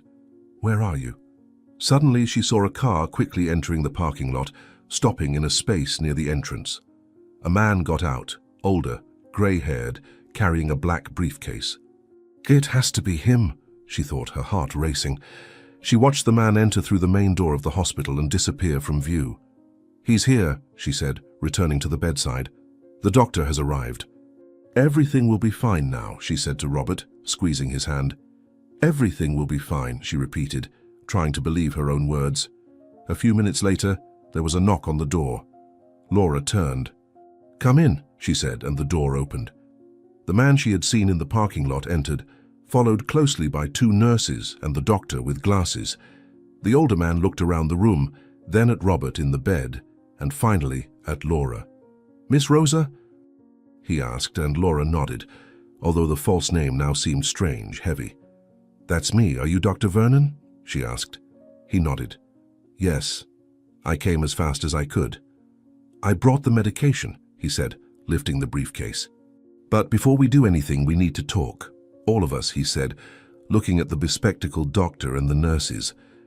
The bespectacled doctor stepped forward, arms crossed. Dr. Vernon, with all due respect, I don't know what this lady told you, but this patient is in terminal stage. Applying experimental treatments now would be not only useless, but unethical, he said, his tone firm. Dr. Vernon nodded calmly. I understand your position, colleague, and under normal circumstances I would completely agree. But there are some unique factors here. The medication I brought was specifically developed for cases of multiple organ failure in advanced stages. Yes, the success rate is low, very low, but it's not zero. And if the family wishes to try and the patient previously expressed interest in the treatment, we have an obligation to consider it, he explained, his voice calm but persuasive. The bespectacled doctor shook his head. Family. There's the problem. She claims to be his daughter but couldn't provide documentation when I asked. How can we allow her to authorize an experimental treatment without proof of kinship? It's against all protocols, he argued, looking directly at Laura. All heads turned to her. The moment had come. I have documentation, Laura said, her voice coming out stronger than she felt. She reached into her pocket and pulled out the birth certificate she had found. She handed it to the bespectacled doctor, who took it and opened it, reading carefully. His expression changed from skeptical to confused. This is a birth certificate for Laura Matthews Morrison, daughter of Robert Morrison, he read aloud. Then he looked at Laura. But you said your name was Rosa, he pointed out, his tone now accusatory. Laura took a deep breath. It was now. There was no going back. I lied, she said, and the admission came out like a weight being lifted. My name isn't Rosa. It never was. My name is Laura. Laura Matthews Morrison. I am his daughter, she revealed, and the words echoed around the room like thunder. The silence that followed was absolute. Everyone stared at her, mouths agape. What? The bespectacled doctor finally managed to say. You lied? Why? Why pretend to be someone else? Laura felt the tears starting to fall, but she didn't wipe them away. Because I needed to know, she began, her voice breaking. 3 weeks ago, a lawyer found me. Said my father was dying, that he was alone, that he had no one. And I hadn't seen him in 16 years.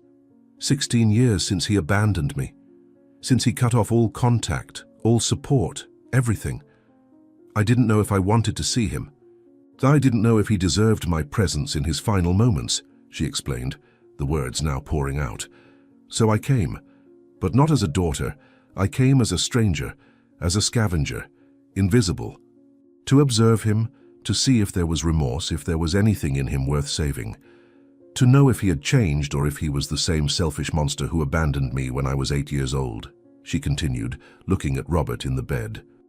And when he saw me picking through trash on the street, he called me over. He offered me money to pretend to be his daughter, so he wouldn't die alone. One of the nurses put her hand to her mouth, shocked. The bespectacled doctor just stared, trying to process everything. Dr. Vernon watched in silence, his face expressionless. And I accepted, Laura continued. I accepted because it was the perfect opportunity. He didn't recognize me. He had no idea who I was.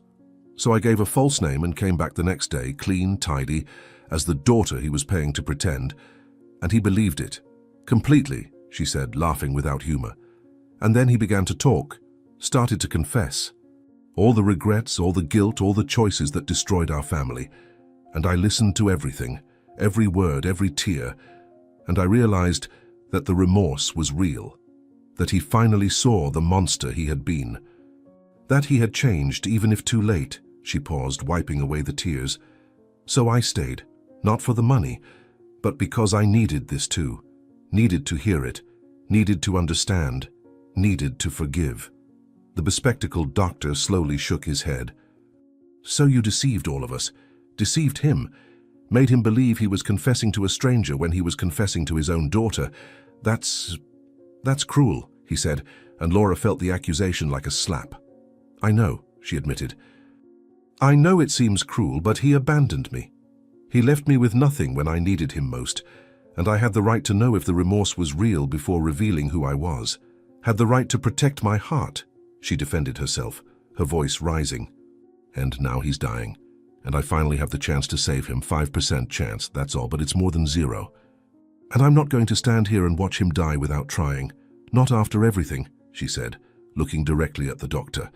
So yes, I lied, I deceived, but I am his daughter, legally and biologically, and I am authorizing the treatment, now. Dr. Vernon stepped forward. If I may, he said, looking at the bespectacled doctor, the situation is unusual, without a doubt, but the documentation is in order. She is legally his daughter, and therefore has the right to authorize the treatment. Her motivation for the deception, though morally questionable, does not invalidate her legal right, he argued. The bespectacled doctor looked from one to the other, clearly divided. And the patient? Does he know who she really is? He asked. Laura shook her head. No. He still thinks I'm pretending. That I'm a stranger he paid. He doesn't know I'm Laura, she admitted. But he will know. As soon as he wakes up, if he wakes up, I'll tell him, I promise. I just need him to have a chance to wake up, she said, her voice desperate now. Please, let Dr. Vernon try. Please. The bespectacled doctor remained silent for a long moment, looking at Robert in the bed, then at Laura, then at Dr. Vernon. Finally, he sighed. All right, he said, and Laura felt her legs almost give way with relief. I'll allow it. But I want everything documented, every step, every decision. And if there are any complications, the responsibility is yours and Dr. Vernon's. Not mine. Not this hospital's. Understood? He said, his tone severe. Understood, Laura agreed immediately. I'll sign whatever is necessary. I take full responsibility. Just do what you can, she said. The bespectacled doctor nodded to the nurses. Prepare the patient. We'll need additional venous access and continuous cardiac monitoring. You two with me. Let's get started, he ordered, and the nurses moved quickly, starting to prepare Robert for the procedure. Dr. Vernon placed his briefcase on the small table, opened it carefully. Inside were several syringes, vials with liquids of different colors, medical equipment that Laura didn't recognize. He began to separate what he would need, explaining each step to the bespectacled doctor. The medication is applied in 3 doses. The first stabilizes the cardiovascular system, the second works on renal function. The third assists pulmonary function. Each dose needs to be administered with a 15-minute interval. The effects, if any, should appear in the first 2 hours, he explained as he prepared the syringes. Laura observed everything, unable to do anything but stand and hope. Are there side effects? The bespectacled doctor asked. Dr. Vernon nodded. Possibility of seizures, temporary cardiac arrest, severe allergic reactions. That's why the monitoring needs to be constant. Any sign of complication and we stop immediately, he explained.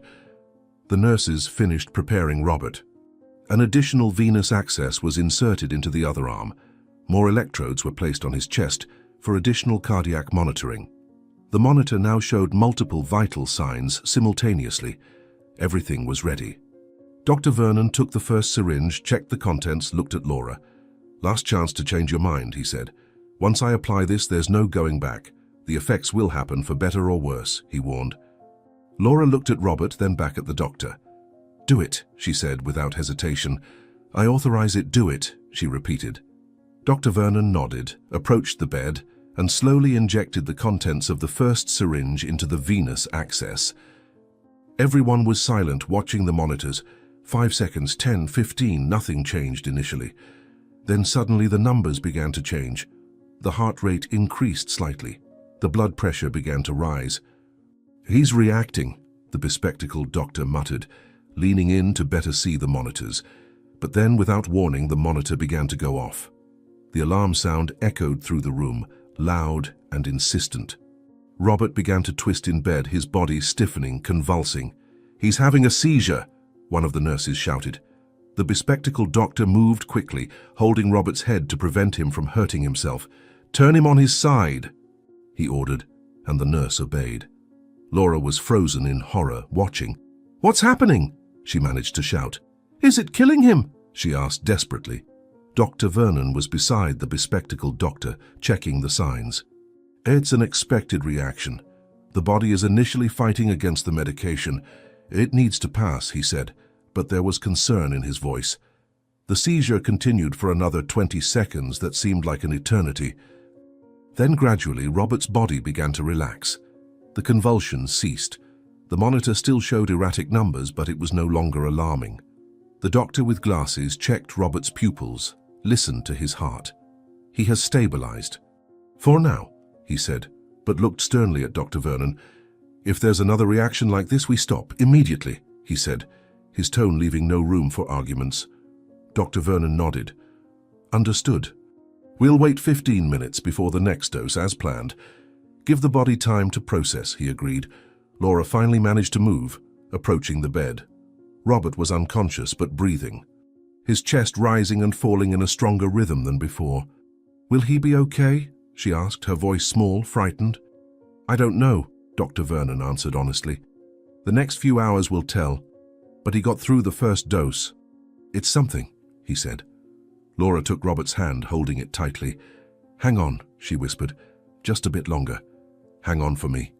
The 15 minutes passed in a tense silence. Everyone in the room watched the monitors like hawks, waiting for any change, any sign. When time was up, Dr. Vernon took the second syringe. "Ready?" he asked, looking around. The doctor with glasses nodded reluctantly. "Let's proceed," he said. Dr. Vernon injected the second dose. Again, the initial seconds showed no changes. Then the numbers began to alter. Kidney function, which had been critically low, began to show signs of improvement, small but present. "It's working," one of the nurses said, surprised. "The kidneys are responding," she confirmed. Laura felt a wave of hope. "Does that mean it's going to work?" she asked. Dr. Vernon shook his head. "It means the body is responding.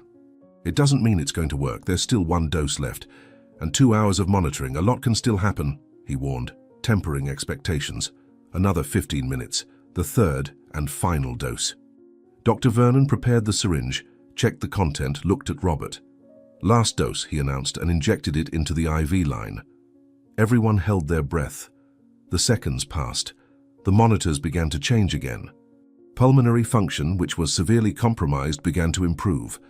Oxygen saturation rose from 82% to 85, then 88, then 90. "My God," the doctor with glasses muttered. "It's working." "It's really working," he said, almost incredulous. Laura felt tears coming back, but this time they were of relief. "Will he be okay?" she asked again, needing to hear it. Dr. Vernon didn't answer immediately. He observed the monitors for a few more minutes, checked all vital signs, examined Robert carefully. Finally, he turned to Laura. "It's too early to say, but the signs are promising. More promising than I expected, honestly," he admitted. The next 2 hours were the longest of Laura's life. She didn't leave the bedside, watching every number on the monitor, every movement Robert made, every breath. Dr. Vernon and the doctor with glasses remained in the room, constantly monitoring. The nurses came in and out, bringing equipment, checking signs, noting everything meticulously. Gradually, the numbers continued to improve. Blood pressure stabilized at safer levels. Heart rate, though still irregular, was stronger. Kidney function continued to improve. Oxygen saturation reached 95%. "This is extraordinary," the doctor with glasses finally said, taking off his glasses and cleaning them, a gesture that Laura already recognized as his way of processing surprises. "I didn't think it would work." "But it's working," he admitted, looking at Dr. Vernon with something like respect. "You may have saved his life." Dr. Vernon nodded modestly. "It's still very early. The next 24 hours are critical. He may have relapses. Complications, but yes, we've passed the most dangerous point. If he continues improving at this rate, there is a real chance of recovery. At least partial," he said, choosing his words carefully. Laura could hardly believe what she was hearing. "Will he wake up?" she asked, her voice full of hope. "Will he be able to talk?" she continued. The doctor with glasses nodded. "If everything continues like this, yes. Probably in the next few hours. His body has been through a lot. It will need time to recover, but yes, he should wake up," he confirmed. Laura covered her face with her hands, finally allowing herself to cry with relief. "Thank you," she said, looking at both doctors. "Thank you. Thank you so much," she repeated, unable to find better words. Dr. Vernon began to put away his equipment, preparing to leave. "I'll leave complete instructions for the next few days. Medications, care, what to observe. I'll return tomorrow to assess progress," he said, closing his bag. He approached Laura. "You made the right choice. You were brave, not only in authorizing the treatment, but in revealing the truth." "That also took courage," he said, and there was genuine kindness in his voice. Laura nodded, wiping away tears. "I couldn't let him die. Not after everything. Not after finally understanding that people can change." "That remorse can be real," she said. Dr. Vernon smiled. "I hope that when he wakes up you can have an honest conversation. A real one. No lies, no pretense. Just father and daughter." "You both deserve that," he said before leaving, followed by the nurses. The bespectacled doctor stayed a bit longer. He approached Laura, his expression serious but no longer hostile. "Miss Laura," he began, using her real name for the first time. "What you did, the charade, was questionable, ethically complicated. But I understand why. And in the end you saved your father, so I won't judge," he said. "But when he wakes up, he'll need to know the truth, all of it. Not to hurt him, but because he deserves it. You both deserve to start again with honesty," he advised. Laura nodded. "I know. I'll tell him. As soon as he's strong enough to hear it, I'll tell him everything," she promised. The doctor nodded, satisfied. "Good, I'll be around if you need anything. And congratulations, 5% chance, but you both made it," he said with a small smile before leaving too, softly closing the door behind him. Laura was left alone with Robert, the room finally quiet except for the regular beeping of the monitors.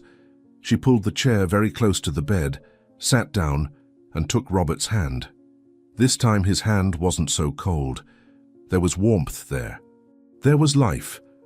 "You made it," she whispered. "We made it. You're going to be okay. And when you wake up, I'll tell you everything. Who I am, why I did what I did, and we'll start over, for real this time. No lies, no money, no pretenses, just us. Father and daughter. The way it should have been from the beginning," she said, her voice choked but firm. She leaned in and kissed his forehead gently.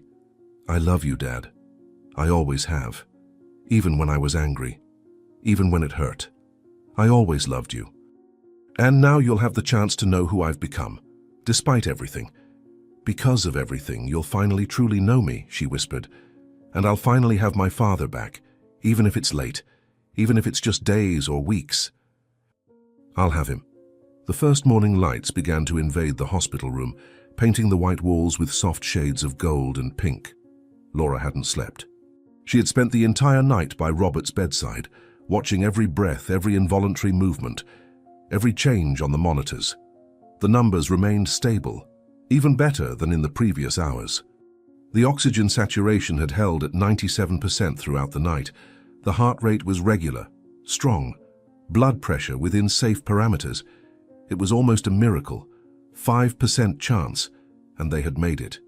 Laura held Robert's hand, feeling the warmth gradually returning to that skin that had been so cold hours before. She observed his face, noticing how the tension had diminished, how the lines of pain seemed less deep. "Wake up," she whispered from time to time. "Please, wake up. I need to talk to you. I need you to know," she said, although she knew he couldn't hear her yet. The door opened silently, and the morning nurse entered, bringing with her the smell of fresh coffee and the beginning of a new day. She smiled, seeing Laura still there. "You didn't sleep at all?" she asked kindly, approaching to check Robert's vital signs. Laura shook her head. I couldn't leave him alone. What if he woke up and I wasn't here?" she explained, her voice hoarse from lack of use. The nurse nodded understandingly. "I understand, but you need to take care of yourself too.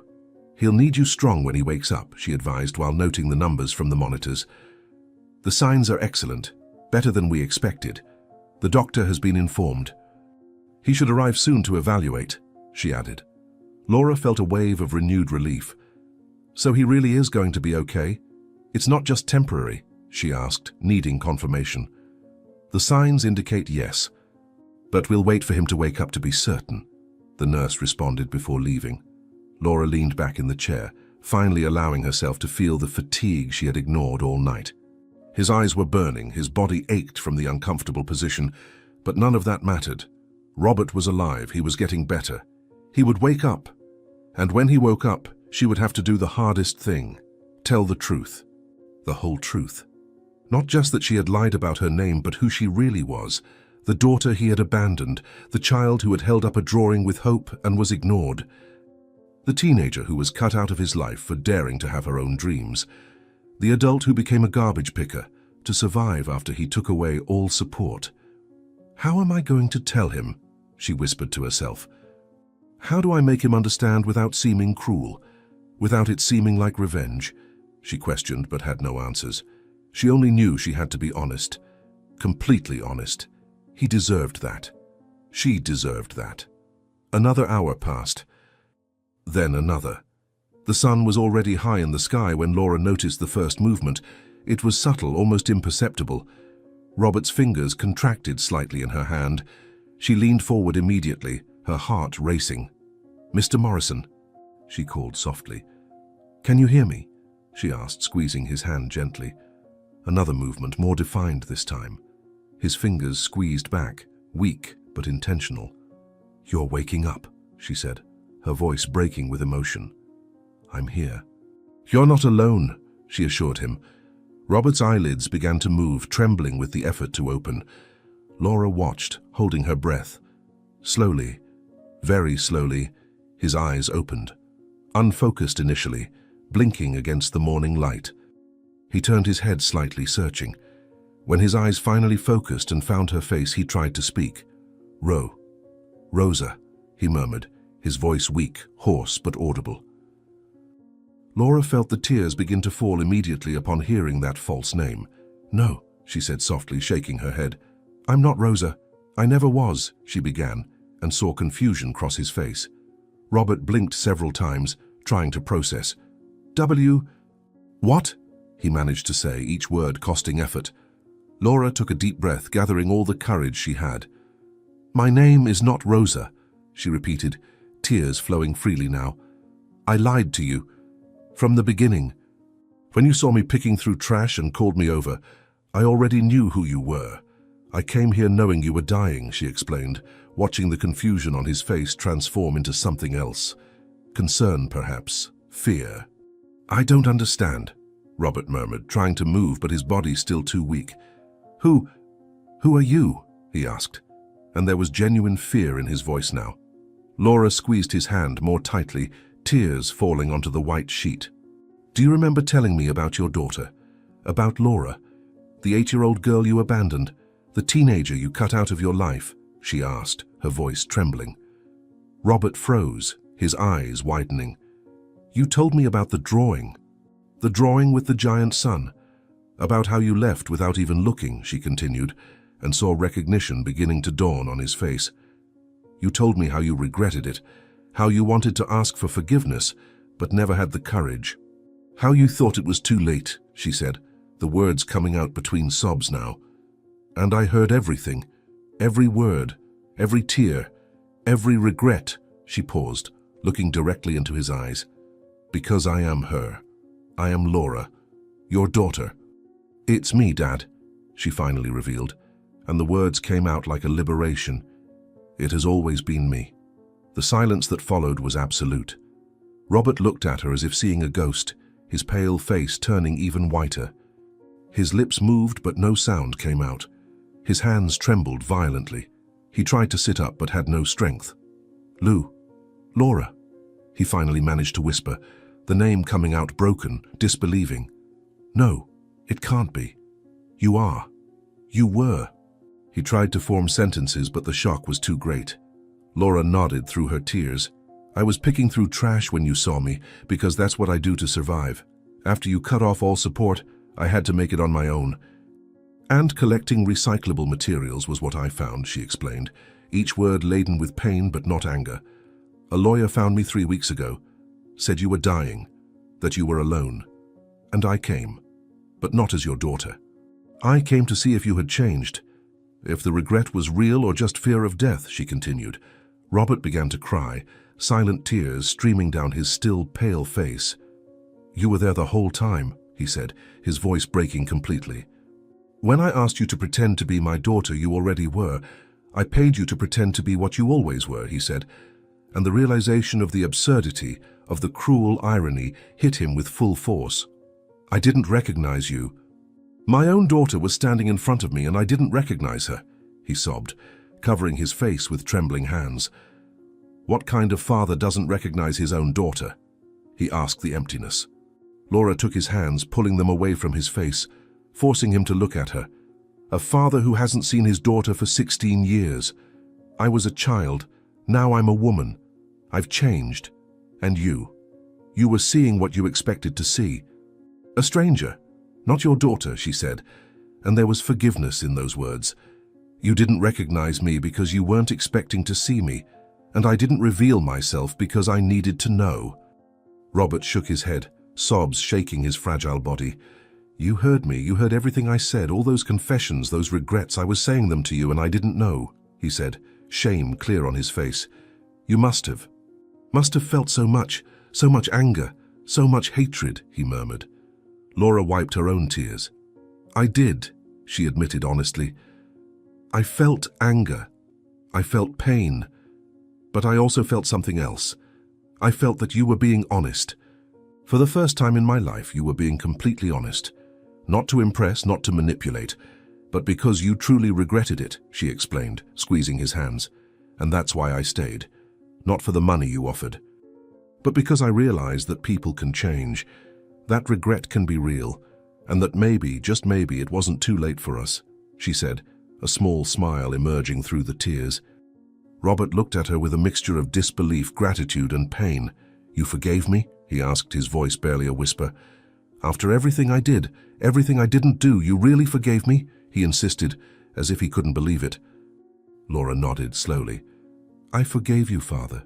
Not because you deserved it, not because it was easy, but because carrying anger and resentment was destroying me as much as it destroyed you," she explained.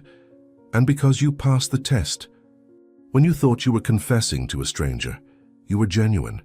You acknowledged every mistake. You didn't make excuses. You didn't minimize. You just acknowledged. And that showed me the change was real," she said, squeezing his hands tighter. "You changed too late to fix the past, but not too late for us to have a future, even if it's brief, even if it's just days or weeks. It's not too late for us to truly be father and daughter," she concluded. Robert pulled her into an awkward hug, his body still weak but the gesture desperate. "I'm so sorry," he sobbed on her shoulder. "I'm sorry for everything. For every day I missed, for every tear I caused, for every moment you needed me and I wasn't there," he said between sobs. "I was a monster, a terrible father, and yet you forgave me. I don't deserve it. I don't deserve your forgiveness." "I don't deserve you," he cried. Laura held him, letting her own tears fall freely. "Maybe you don't deserve it, but you'll have it, because I choose to give it to you, because I need this too. I need a father, even if late, even if imperfect." "I need to try," she said, and they both cried together, embracing two broken people trying to mend. "Let's start again, from zero. No money involved, no lies, no pretenses. Just us, father and daughter. For real now," she whispered, and felt Robert nod against her shoulder. The following days were of slow but steady recovery. Robert was transferred to a better room, with more space and natural light. Dr. Vernon visited daily, always impressed with the progress. "It's extraordinary," he would say each time. "The recovery rate is far beyond what we expected. His body is responding magnificently to treatment," he would explain to Laura. "He'll need continuous monitoring, regular medication care, but there's a good chance of years, not just months," he said. And each time he said this, Laura felt hope grow a little more. Robert gained strength each day. On the third day, he managed to sit up in bed without help. On the fifth, he took a few steps with Laura's support. On the 10th, he walked to the window alone. And with each small victory, Laura was there. "I'm proud of you, Father," she would say. "You're fighting. You're here. That's all that matters," she encouraged him. During the long hours at the hospital, they talked, really talked, for the first time in 16 years. Robert asked questions about her life, about the years he missed. "Tell me about you," he would ask. "Who you've become, what you like, your dreams, everything. I want to know everything," he insisted. And Laura told him. She told him how difficult it was at the beginning, without support, without money. How she worked in various places, trying to support herself. How she eventually ended up on the streets collecting recyclables because that's what she could do. "I'm not ashamed," she would say. "It's honest work, dignified. I help the environment and sustain myself. There's dignity in that," she explained, and saw the pride in his eyes. "You are stronger than I ever was," Robert said. "Braver, more resilient. And I had to lose you to realize that you are more valuable than any company I built." 3 weeks after admission, Robert was discharged. He still needed follow-up, medications, care, but he could go home. When the doctor gave the news, Laura felt a mixture of joy and anxiety. "Where will you go?" Robert asked while packing things up. "Do you have a place, a home?" he questioned, and Laura hesitated. "I have a small room, tiny." "But it's mine," she replied. Robert held her hand. "Come live with me," he asked. "I have a house too big for just one person, empty rooms that were never used. Come, please, let me try to be a real father now. Let me take care of you as I should have done all along," he begged. Laura looked at him, saw the sincerity, the genuine desire, and nodded. "All right, but not as a guest, as a daughter, and I'll contribute. Work. I won't be supported." "We'll be a real family," she established. "A real one," he agreed. The following months were about rebuilding. Laura moved into Robert's house, choosing one of the rooms with a view of the garden. She continued collecting recyclables, but now with a different purpose. Robert, still recovering but stronger each day, began to accompany her sometimes. He saw the work up close, talked with other collectors, listened to their stories. "These people are invisible," he said one day, watching an elderly man sorting cardboard under the hot sun. "Society passes by them as if they don't exist, just as I passed by you," he murmured. Laura nodded. "But they do exist. And they do important work. They deserve respect, they deserve dignity," she said. Robert looked at her, and Laura saw a new determination in his eyes. "What if we could help?" he asked. "What if we used the resources I have, that I wasted on empty things, to do something real, something that matters?" he suggested. Thus the project was born. Robert used part of his fortune to buy a plot of land. On it, they built headquarters for a waste collectors cooperative, a place with structure, modern equipment for sorting and processing materials, rest areas, a cafeteria. "We'll offer training, protective equipment, fair payment," Robert planned, working side by side with Laura. "We'll give dignity to their work, show that they matter," he said. Laura coordinated everything, using her experience from the streets, her knowledge of the work. In 6 months, the Recomiso Institute was operating. 30 collectors now had a permanent place, decent salary, benefits. "You did this," Laura told Robert at the inauguration, observing the happy, proud workers. "No," he corrected. "We did this. Together. As father and daughter. As it should have always been," he said, putting his arm around her shoulders. One afternoon, almost a year after that night in the hospital, Robert and Laura were in the garden of the house. He had recovered surprisingly well. Dr. Vernon said it was almost a miracle. "The body responds when the mind has reasons to live," the doctor explained. "And you have all the reasons now," he said, looking at Laura. Robert watched his daughter watering the plants, the sun illuminating her hair, and felt a peace he had never experienced before. "Laura," he called her, and she turned, smiling. "Yes, Dad," she replied, and he never tired of hearing that word. "Thank you," he said simply, "for everything, for giving me a second chance, for teaching me that dignity doesn't come from money or power. It comes from honest work, from true relationships, from doing what's right," he said. "You taught me that I wasted decades chasing empty things when what really mattered was here. It was you, it was always you." Laura approached, sat beside him on the garden bench. "You taught me something too," she said, taking his hand. "You taught me that people can change, that it's never too late to recognize mistakes, that forgiveness is possible, that families can be rebuilt even after being broken," she said. "And you taught me that sometimes we need to go through the worst to find the best in ourselves," she added. Robert squeezed her hand. "I love you, daughter, and I will spend every day I have left proving it. Not with money, not with things, but with presence, with attention, with real love," he promised. "I know," Laura responded, "and I love you too, despite everything, because of everything." "I love you, Dad," she said, and rested her head on his shoulder as they watched the sunset together, in peace at home as family. Robert and Laura's story became known in the community. How the rich man who almost died alone and was saved by the daughter he didn't recognize. The farce that became truth. The lie that revealed the greatest truth. "It's an incredible story," people would say. "He paid a stranger to pretend to be his daughter," they would comment, shaking their heads. But what he didn't know, Laura would always explain when telling the story, is that she wasn't a stranger. Never was. It was me. "It had always been me," she would say with a smile. "He offered money to have what he always had. He paid for something that was already his. And in the process, we discovered that what we thought was lost forever could still be found," she continued. "He thought he was buying comfort to die, but in reality, he was buying a reason to live," she concluded. At the Recomeso Institute, on a plaque at the entrance, there was a phrase that summarized everything. Robert had written it, and Laura had approved it. "Here, everyone is seen, everyone matters, because dignity isn't something you earn. It's something everyone deserves from the beginning," the plaque said. Below, in smaller letters, a dedication, in memory of all the years lost and in celebration of all the days gained, from father to daughter, from daughter to father. "It's never too late to begin again," it read. And whenever Laura read those words, she remembered that night at the hospital. The dying man who didn't recognize her. The invisible waste picker who decided to test her father. The farce that became the most beautiful truth. The death that transformed into new life.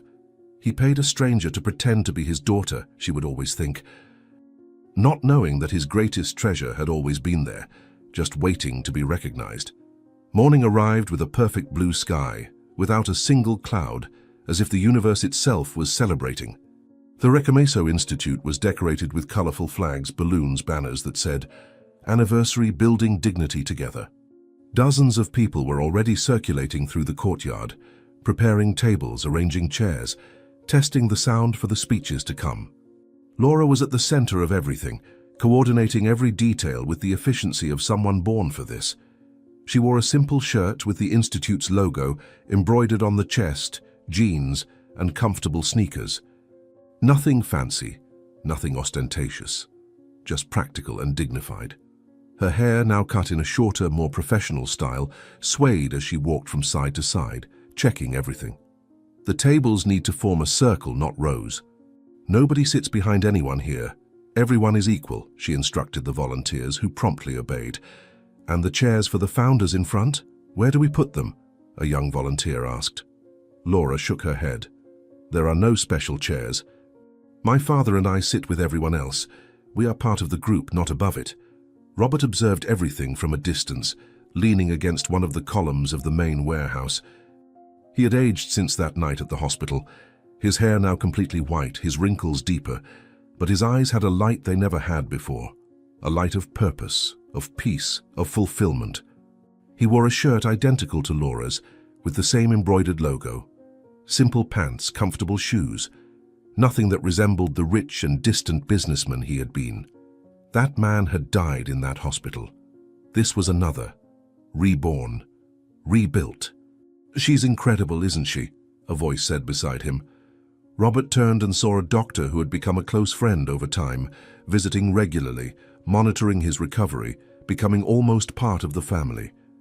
"Yes," Robert agreed, a proud smile on his face. "She always was. I was just too idiotic to see it when I should have," he admitted. The doctor chuckled softly. "But you see now, that's what matters. And look at everything you've built together. This place is extraordinary," he said, gesturing to the institute around them. It truly was extraordinary. What had begun as a small project, a warehouse and 30 waste pickers, was now an operation that served hundreds of people. Several warehouses occupied the grounds, each with a specific function: material sorting, processing, storage, administrative area. There was a large dining hall where everyone ate meals together, a rest area with sofas, television, books. A training room where workshops happened weekly, a playground for the waste pickers' children, because Laura insisted that children couldn't be left alone at home while parents worked, a small medical clinic with free care. A communal space with a garden, flowers, benches. "Workers deserve beauty too," Laura always said, "not just functionality. Beauty feeds the soul," she defended. And Robert supported everything, every suggestion, every expansion, every new project. "If she thinks it's important, he would always say. "She understands this in a way I'll never understand. She lived it." People began to arrive. Waste pickers, former waste pickers who now worked in other areas, but never forgot their roots, families, volunteers, supporters, local authorities who had recognized the importance of the work. All wearing the Institute's shirts, all smiling, greeting each other like the family they had become. "Donna Laura," an elderly woman called, waving enthusiastically. Laura turned, her face immediately lighting up. "I'm so glad you came," she replied, going to meet the woman and embracing her warmly. The lady had been one of the first waste pickers to join the Institute, a woman of almost 70 who had spent her life on the streets, invisible, ignored. Now she had a fixed salary, benefits, dignity. "I wouldn't miss it for anything. This place changed my life. You changed my life," the lady said, her eyes welling up. "No, you changed your own life. We just provided the tools." "The strength was always yours," Laura gently corrected. Robert observed each interaction, each embrace, each smile. And with each moment, he felt his chest tighten with a mixture of pride and regret. Pride for the extraordinary woman his daughter had become. Regret for the years he lost when he could have seen her grow and become this. "You're overthinking again," Laura said, suddenly appearing beside him.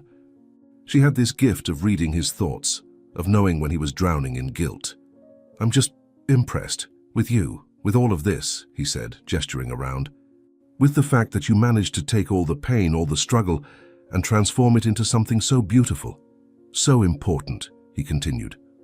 Laura took his hand, squeezed it gently. "We managed, Dad. Together. You provided the resources. I provided the vision. But we did it together. It's ours," she corrected. "And look at all these people. Each one has a story, and now they all have hope. That's a real legacy. Not money in a bank, but transformed lives." The ceremony began with everyone gathered in the central courtyard, sitting in a circle, as Laura had insisted. There was no elevated stage, just a microphone in the center where people could stand up and speak. The first to speak was a young man who had been working at the Institute for some time. "My name is, well, my name doesn't matter," he began, his voice trembling a bit with the nervousness of speaking to so many people. "What matters is that before coming here, I was invisible. I spent hours a day picking through garbage, and people would avoid me on the street as if I were a disease. I was ashamed of myself, of what I did. I thought I was worthless." He paused, taking a deep breath. "But here someone looked at me, called me by my name, told me my work mattered, that I mattered, and that changed everything. Today I have a decent salary. I have a home. I managed to bring my family back, and above all I have dignity, so thank you. Thank you to everyone here. You saw me when I was invisible," he finished, wiping away tears without shame. Several others spoke. Stories of transformation, of second chances, of dignity regained. A single mother who could now support her children. an elderly gentleman who no longer had to choose between food and medicine, a young woman who was able to return to school because the institute offered flexible hours. Each story was a stab of fulfillment in Robert's chest. This is what matters, he thought. Not the buildings I built, not the companies I expanded, but these people, these lives, he reflected. When it was his turn to speak, he rose slowly, took the microphone, and looked around the circle.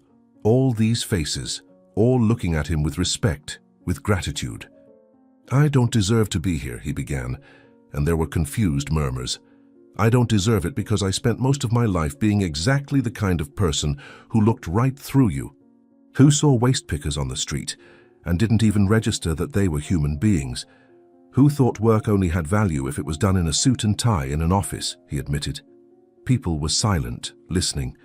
"I was a monster, selfish, blind. And I paid the price for it.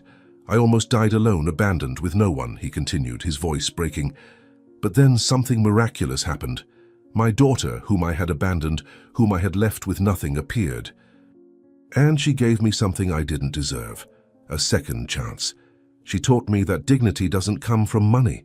It doesn't come from power. It doesn't come from status. Dignity comes from honest work, from respect, from seeing the value in each person, regardless of what they do or where they are," he said, looking directly at Laura. "She taught me that I wasted decades building empty empires when I could have been building this. Real connections, real impact, real change. And now, in the years I have left, that's what I want to do. That's what we're going to do. Together," he finished, and the courtyard erupted in applause. Laura was the last to speak. When she took the microphone, there were tears in her eyes, but a smile on her face. "You all know my story. You know I was also a waste picker. That I lived on the streets. That I know exactly what it's like to be invisible," she began. "And you know my father abandoned me. That I spent years angry, in pain, thinking I could never forgive," she continued. "But something changed. Not because he asked for forgiveness, though he did. Not because he had money to fix things, though he used it, but because he genuinely changed. He acknowledged every mistake, every failure. And not only acknowledged, but decided to do differently," she explained. "And I learned that people can change, that it's never too late to start over. That forgiveness liberates not only the forgiven, but especially the one who forgives," she said. "So this institute isn't just about giving opportunities to waste pickers. It's about giving second chances to everyone. My father received one. I received one. And you too. And now it's our turn to pass it on," she concluded to emotional applause. After the speeches, there was food, music, celebration. Children ran around the courtyard, laughing, playing. Adults chatted animatedly, sharing stories, making plans. Robert and Laura were sitting side by side on one of the garden benches, observing everything. "Are you happy, Dad?" Laura suddenly asked. Robert looked at her, then back at the celebration in front of them. "Happier than I've ever been in my entire life," he answered honestly. "All those years building companies, accumulating money, gaining power, and I never felt even a tenth of the fulfillment I feel now. Because this has meaning, has purpose, has soul," he explained. "And I have you. I finally have my daughter back. Or maybe for the first time truly," he added. Laura rested her head on his shoulder. "You always had me, Dad. I was just waiting for you to see me. And you finally did," she said softly. A young woman approached timidly, holding the hand of a small girl. "Excuse me, Miss Laura, Mr. Robert," she said, nervous. Laura stood up immediately, smiling. "Hi, good to see you here," she said warmly. The young woman smiled, embarrassed. "I wanted you to meet someone," she said, gently pushing the girl forward. "This is my daughter. These are the aunt and uncle Mommy always talks about. The ones who helped Mommy have a better life," she explained to the child. The girl looked at Laura and Robert with big, curious eyes. "My mom said you are heroes, that you save people," the child said with the brutal honesty of children. Robert felt a lump in his throat. "We're not heroes, little one. Just people trying to do the right thing. Finally," he said, crouching down to her level. "But your mom is the real hero. She works hard, takes care of you, and does it with love. That's heroic," he said. The mother wiped away tears. "I just wanted you to know what this means. Before the institute, I could barely feed her. Now she's in school, has new clothes, has books, has a future. And all because you saw value in me when no one else did," she said, her voice breaking. "So thank you, from the bottom of my heart. Thank you for seeing me," she said before walking away with her daughter. Robert returned to the bench, visibly moved. "Did you see that?" he asked Laura. "I did," she replied. "A mother and daughter. Together, happy, with a future. Exactly what we should have had," he said, his voice laden with emotion. "But it's what we have now, Dad. It's not the time we lost that defines our story. It's the time we're building together now," Laura said, holding his hand. "And look at how many other stories we're helping to build in the process," she added, gesturing to all the people around. The sun began to set, painting the sky with shades of orange, pink, and purple. The celebration continued, quieter now, more intimate conversations, softer laughter. Robert looked at the sky, then at the institute around them, then at the daughter by his side. "You know what's funny?" he said suddenly. "I spent decades trying to build a legacy, buildings with my name on them, companies that would carry my surname into the future. Monuments to my ego," he said, laughing without humor. "And in the end, my true legacy doesn't have my name anywhere. It's this, these people, these transformed lives. And the best part? It's not about me, it's about them. As it should have been from the beginning," he reflected. Laura smiled. "Your name is here, Dad. Not on plaques or facades, but in every person who was seen when they were invisible. In each child who will have a future, because their parents have dignity. This is a true legacy," she said. Night had fallen completely, and the Institute's lights turned on, illuminating the courtyard with a soft, welcoming light. People began to say goodbye, hugging each other, promising to meet again soon at the next event on the workday. "Same time tomorrow," someone shouted. "Of course, this is our home," another replied, and it was true. That place had become home for hundreds of people who never had a real one. Robert and Laura were the last to leave, walking slowly through the now empty courtyard, turning off lights, checking if everything was in order. "Tired?" Robert asked. "Exhausted," Laura admitted, "but it's the good kind of tiredness. The tiredness of a day well lived, of purpose fulfilled," she said. "Just like what you feel when you finish a day of honest work," she added. "Exactly," he agreed. "It's a feeling money never gave me, but this does every day," he said. They stopped at the exit door, looking back one last time before locking everything. The Institute was silent now, but it was a full silence. Full of stories, of hope, of regained dignity. "It was worth it, wasn't it?" Laura asked, although she already knew the answer. "Every second," Robert replied. "Every moment of pain, every mistake I made, every lost year, it was all worth it if it brought me here. To you, to this," he said, gesturing toward the Institute. "I wouldn't change anything, because changing anything could mean not having this now. And this is perfect. We are perfect. Finally," he said. Laura hugged her father, and they stayed that way for a long moment. Two survivors, two new beginnings, two people who found their way back to each other against all odds. "Let's go home, Dad," she finally said. "Let's go," he agreed. Home together as it always should have been. As they walked away, the lights of the Recomeso Institute continued to shine softly in the night, a beacon of hope, dignity, and second chances. And if someone looked closely, they would see on the entrance sign not just the name of the Institute, but the truth it represented. A simple but profound truth. It's never too late to start over. It's never too late to see what has always been there. Because in the end, Robert and Laura's story wasn't about money, it wasn't about companies, it wasn't about material success. It was about something much simpler and infinitely more valuable.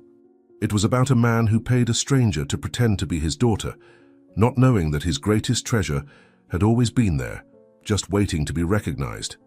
Now, tell me in the comments where you're from, and tell me, did you like this story?